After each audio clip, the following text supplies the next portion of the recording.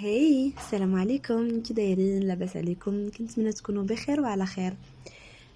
اليوم جيتكم بواحد الموضوع اللي هو نقدر نقول تتم ديال الحلقه اللي فاتت. دويت واحد شويه على الثقه بالنفس، ولكن ما كرهت اننا نهضر اكثر ونعطي بزاف ديال الامور اللي كتعاوننا باش اننا نبنيو الثقه بالنفس. واليوم غادي نهضر على كيفاش التحديات والانجازات كيبنيو الثقه بالنفس ديالنا. بزاف ديال الناس كيظنوا ان الثقه بالنفس كتبنى بالهضره بدوك الامور البسيطه وبشي امور نقدروا نديروهم غير من منطقه الراحه، ولكن دائما او لا غالبا ما هذيك الثقه اللي كنبنيوها في وسط منطقه الراحه ديالنا كتكون واحد الثقه اللي مزيفه، او اللي كتكون واحد الثقه اللي منخفضه بزاف وقليله وما كتنفعناش وما كتكونش مبنيه على واحد الساس اللي صحيح كيف ما كنقولوا. اما الثقه بالنفس الحقيقيه ما كتبناش في وسط منطقه الراحه، كتولد في الاماكن الغير مريحه، في الاماكن اللي كتكوني خايفه منها وكتدخلي ليها، في الامور اللي ما كتكونيش دايراها وانت مرتاحه، ولكن فاش كديريها كتحسي بانه شي حاجه تبدلات فيك. الثقه بالنفس هي ماشي احساس كيجي فجاه، هي واحد ذاكره داخليه، ذاكره ديال السبق اللي درت شي حاجه صعيبه دوزتها وخرجت منها وقدرت انني نديرها، بحال كتبتي لراسك او لعقلك بتجارب حقيقيه انك راه قادره انك ديري اي حاجه. انا عندك واحد السؤال بسيط تسوليه لراسك: واش كتثقي في شي حاجه اللي ما عمرك ما جربتيها، ولا كتثقي غير في الحاجات اللي سبق لك دزتي منها؟ وغالبيتنا اغلبيه كنثقوا غير في الحاجات اللي سبق لنا دزنا منها، وحتى العقل راه نفس الحاجه. بما اننا ما عمرنا ما جربنا شي حاجه فضروري ما غادي يجينا واحد الخوف منها في الاول، ولكن مع التكرار ديالنا الامور اللي كنديروها لاول مره هذا الشيء كيخلينا اننا نثبتوا العقل ديالنا باننا نقدروا اي حاجه نديروها وننجحوا فيها، واخا اول مره، واخا كاع ما ننجحوش فيها ماشي مشكل، المهم غادي نقدروا نديروها واخا اول مره. والثقه كتبنى على هذا الشكل هذا بشويه بشويه، حيت نفسيا العقل ديالنا ما كيبنيش الثقه غير بالكلام، كيبنيها بالتجربه. كل مره كتدخلي في شي تحدي وانت خايفه متردده ما متاكداش من النتيجه وما عارفاش واش غتنجحي في داك الامر ولا لا، وكتدوزي منها، العقل كيسجل بانك قادره تواجهي، هاد الانسانه قادره دير بزاف ديال الحاجات حتى لو ما نجحتيش 100%. مجرد المواجهه كتخليك انك ترفعي الثقه ديالك، حيت الثقه ماشي ما كتعنيش انك غاديه تنجحي دائما، ولكن كتعني حتى الا ما نجحتيش قادره تكملي، قادره تدخلي في تحديات اخرى، قادره تعاودي التجربه، قادره ديري تجارب اخرى، محاولات اخرى في بزاف ديال الامور. بحال نعطيك مثال ديال غالبيتنا غنكونوا دزنا منه، الناس اللي كنهضر على الناس اللي كيقراو. غالبا ما كيكون عندنا خصنا ندوزو دي بريزونطاسيون في القرايه ديالنا، سواء في الكوليج او لا في الليسي او لا حتى في السوبيريور. بيان سور في السوبيريور كيكونوا دي بريزونطاسيون كتر. ف لا بلوبار ديالنا الا ما كناش كاملين كنخافوا من لي بريزونطاسيون، ولكن بما اننا مضطرين ان نديروهم ما عندناش خيار اخر، فكنديروهم وحنا خايفين وحنا مترددين وحنا ما متاكدين او لا متاكدين اننا ما غاديش ننجحوا فيهم، وكيكون عندنا واحد الخوف كبير، ولكن كنديروهم. المره الثانيه اللي غادي ديري فيها نفس التجربه ديال هذيك لا بريزونطاسيون كيكون عندك خوف اقل من هذيك المره الاولى، حيت عقلك كيستوعب انك دزتي من هذيك التجربه. المره الثالثه كتعاودي تكوني كتحسي بواحد الخوف ولكن اقل من المره الثانيه. المره الرابعه كتحسي غير بواحد الارتباك بسيط.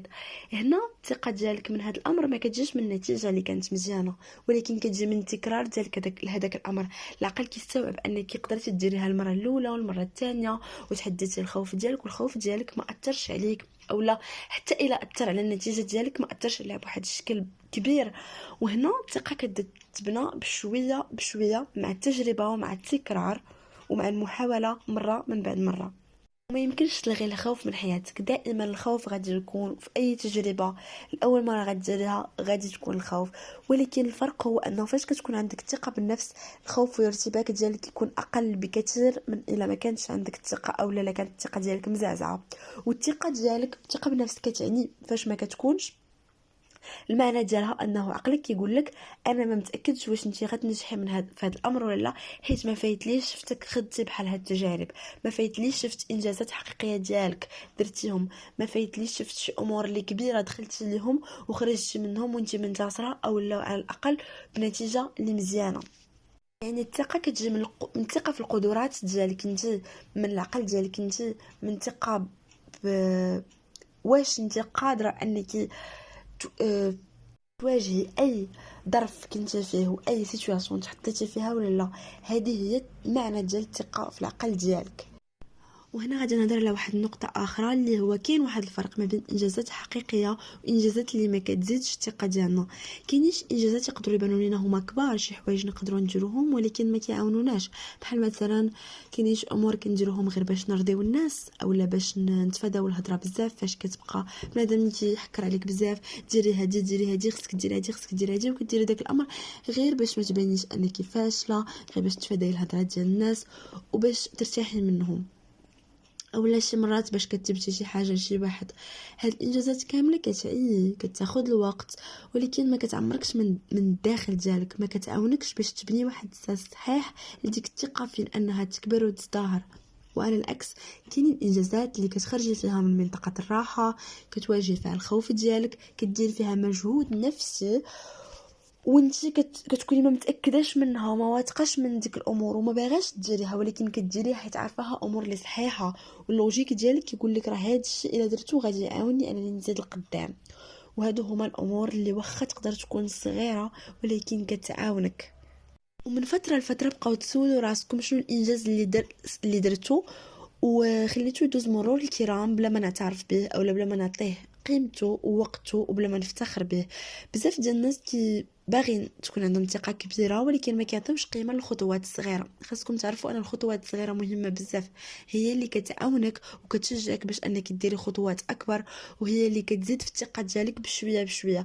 الثقه ما كنردوش ليها البال كيفاش كتكون كتبنى، ولكن هاد الامور الصغيره والبسيطه هي اللي كتعاونها تزيد بدرجه بدرجه، دوغري بدوغري كتبقى كتطلع.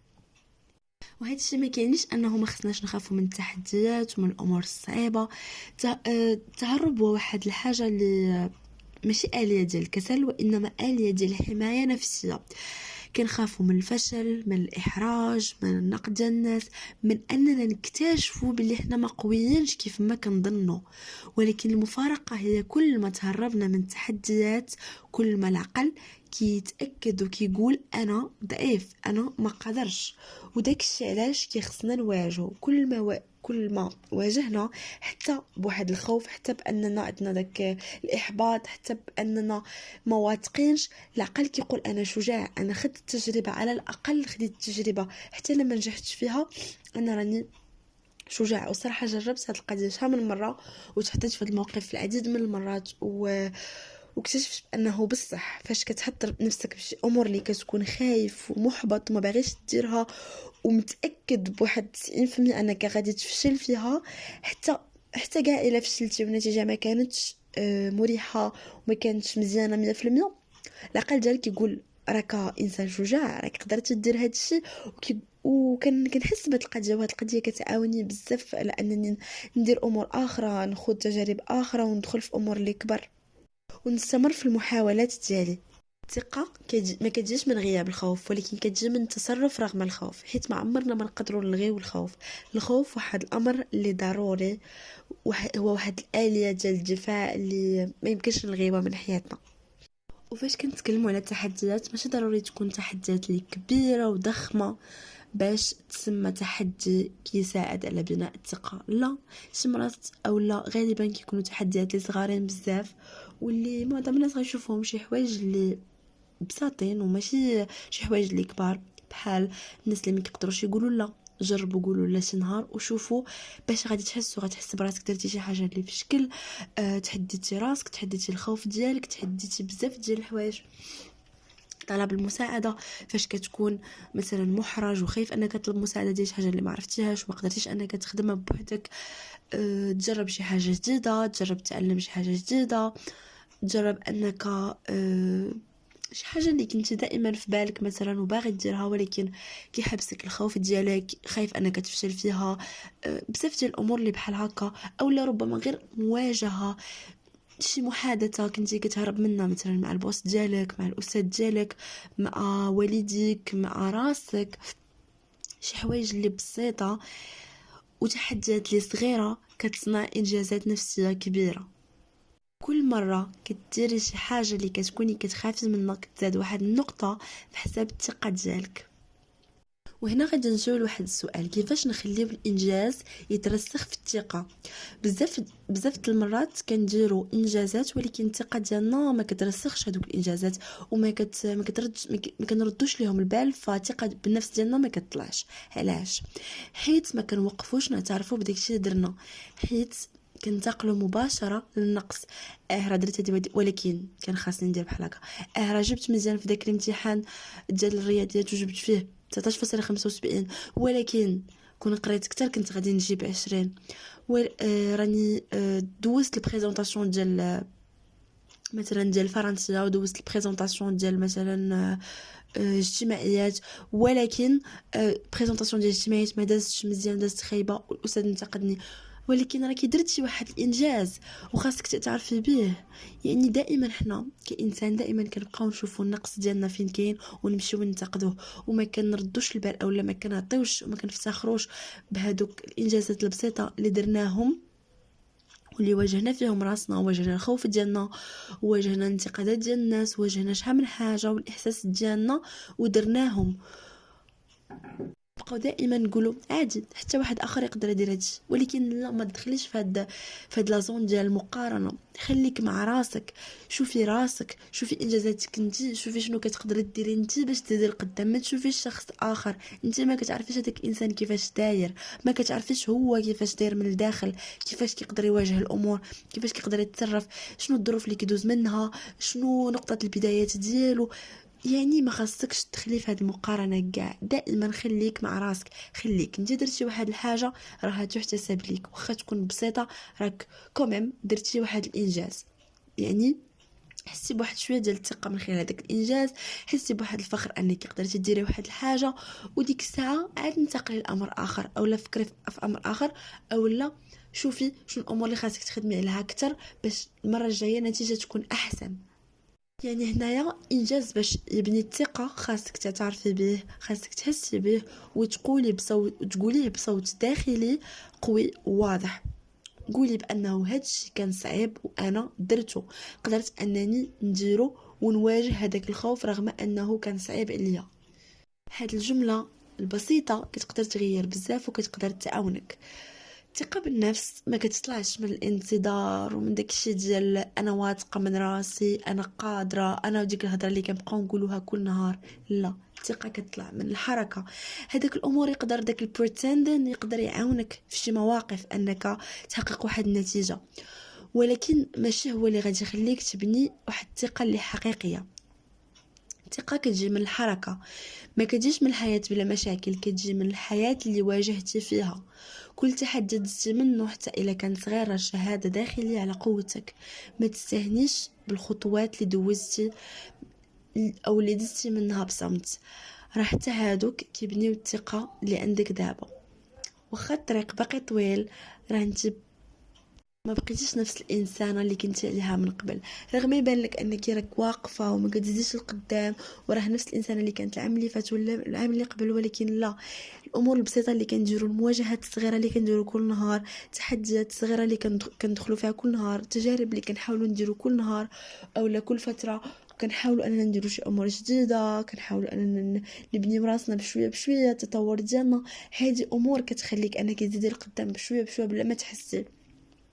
وانتي حيتاش عايشه مع راسك ما كيبانوش لك هاد الامور، وحيتاش ما كتعطيش القيمه لهداك الشيء وما كتوقفيش باش تشوفي دوك الانجازات، ما كتردش ليهم البال. ولكن هاد الشيء راه كيغير بشويه بشويه، كتقدري وغادي تولي انسان احسن. كنتمنى انكم تكونوا استفدتم من هاد الحلقه هذه، وكنتمنى انه ولو تاخذوا منها غير حاجه او لا جوج الحاجات في هذا امر كبير بالنسبه ليا.